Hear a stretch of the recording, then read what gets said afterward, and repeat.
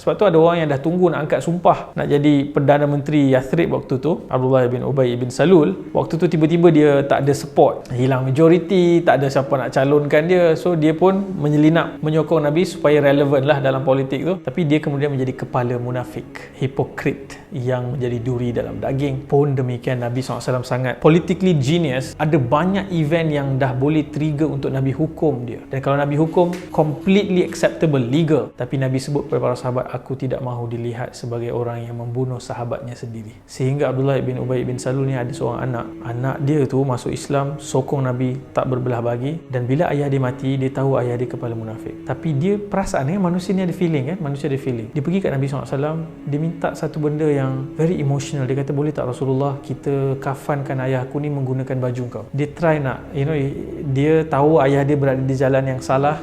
Pernah berlaku situasi waktu ayah dia buat hal, dia berpihak kepada Nabi SAW, tapi ayah darah daging. So Nabi kerana kasihkan kepada sahabat ni, Nabi buka baju Nabi SAW dan berikan kepada anak Abdullah bin Ubay bin Salul ni untuk kafankan ayah dia. Dan dia kata, boleh tak Rasulullah kau solatkan ayah aku, mohon ampun untuk dia. Sahabat-sahabat lain kata, Nabi, no, you cannot do that, kau tak boleh buat benda tu. Tapi Nabi pergi dan Nabi buat. Tapi lepas tu Allah SWT turunkan Quran bagi tahu kau tak boleh mohon ampun kepada dia. Walaupun kau mohon ampun, dia tidak akan diampunkan di atas apa yang telah dilakukan. Tapi Nabi SAW menunjukkan Nabi sangat sensitif dengan emosi orang. Hidup Nabi ni kita boleh tengok daripada pelbagai angle. Kalau kita ambil angle politik sahaja, kita boleh tengok betapa politically savvy-nya Nabi SAW dalam masa yang sama mengikut prinsip, mengikut wahyu. Tapi macam mana Nabi navigate political decisions yang Nabi SAW buat. Ada musuh dalam, ada musuh luar, ada benda yang dibuat sekarang jangan dibuat, mesti dibuat later. Contohnya lepas Fathul Mekah, semua orang kata, wahai Rasulullah, kita roboh balik Kaabah ni, kita buat ikut design asal. Sebab design yang ada sekarang ni design yang dah modified tu.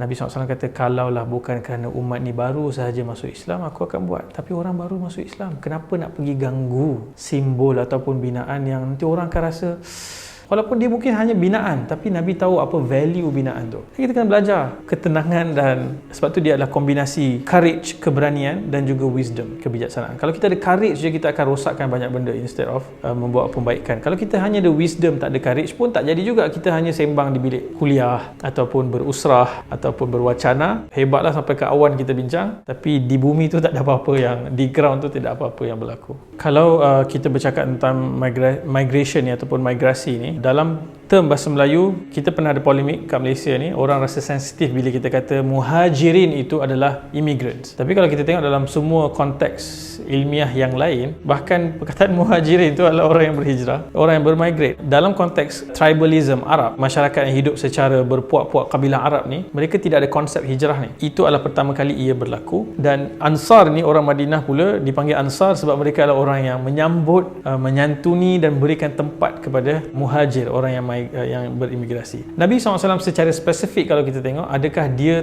totally orang asing bagi Madinah? Tidak. Atuk Nabi SAW, Abdul Muttalib, dia adalah, nama asalnya Syaibah, dia adalah anak kelahiran Yathrib, yang mana kemudian jadi kota Madinah. Sebab tu Nabi SAW bila Nabi hijrah, Nabi pergi duduk di rumah Abu Ayyub Al-Ansari yang sebenarnya ada daripada keturunan An-Najjar, yang ada kaitan dengan kekeluargaan dengan Nabi SAW. So dari sudut itu, Nabi macam bukan totally orang Mekah, tapi Nabi sendiri menzahirkan bahawa tanah kelahiran Nabi, Nabi rindu, Nabi nak keluar daripada Mekah tu. Nabi bayangkan macam kita terpaksa tinggalkan Malaysia yang kita cintai ni, dekat airport tu kita menangis meninggalkan tanah kelahiran. Macam tu Nabi rasa SAW ketika dipaksa dihalau keluar daripada kota Mekah, being pushed away. Tapi bila pergi ke Madinah, Nabi SAW, walaupun secara teorinya mereka adalah orang yang migrate, tapi mereka tidak dilayan seperti migrate. Bahkan kalau kita lihat Nabi SAW pergi tu, memang disiapkan setup supaya Nabi masuk tu sebagai pemimpin yang akan memimpin seluruh kota Madinah.